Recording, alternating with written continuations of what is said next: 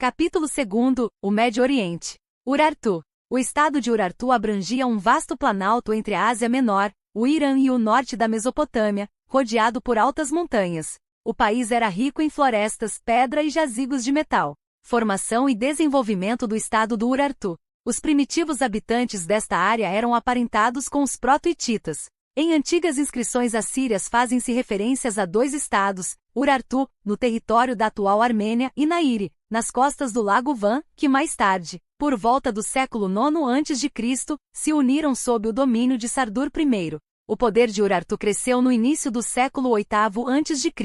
No conflito com a Assíria que ocorreu nesta altura, os urartianos conseguiram alguns êxitos notáveis.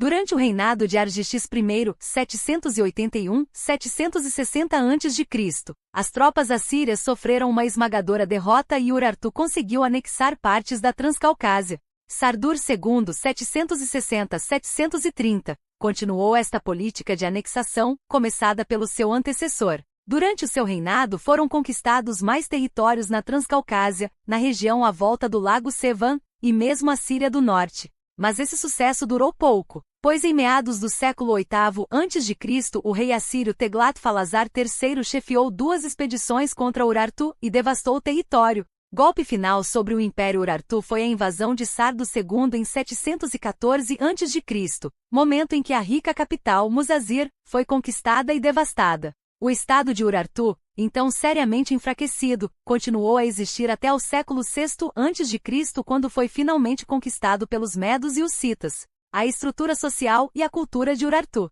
Como outros antigos reinos do Oriente, Urartu era uma sociedade em que se praticava a escravatura. O grande número de prisioneiros feitos durante as campanhas militares de Argistis e Sardur II eram obrigados a trabalhar como escravos. O trabalho dos escravos foi utilizado nas minas de cobre e ferro de Urartu, nas obras de construção e irrigação e também na criação de gado. A classe dominante era constituída pela aristocracia que possuía escravos, pelos chefes militares e pelos sacerdotes, com o rei como chefe supremo. A atividade principal do povo de Urartu foi a pastorícia, mas a agricultura também se desenvolveu muito, sobretudo o cultivo do trigo, do milho miúdo e da cevada, e havia pomares e vinhas. A agricultura desenvolveu-se muito com a montagem de um evoluído sistema de irrigação artificial.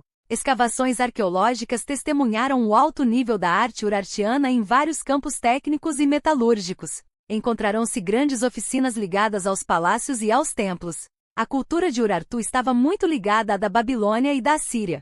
Adotou, por exemplo, a escrita cuneiforme dos assírios, e mais tarde simplificou-a até certo ponto. A sua realização mais original foi na arquitetura. O templo de Muzazir com as suas colunas com frontões, é quase um protótipo dos templos gregos. As escavações revelaram também grande número de artefatos de bronze, tais como estátuas de touros alados, os luxuosos tronos dos reis de Urartu e escudos decorados com trabalhos de rara complexidade. Também se encontraram fragmentos de pinturas rurais nas ruínas de vários palácios e templos.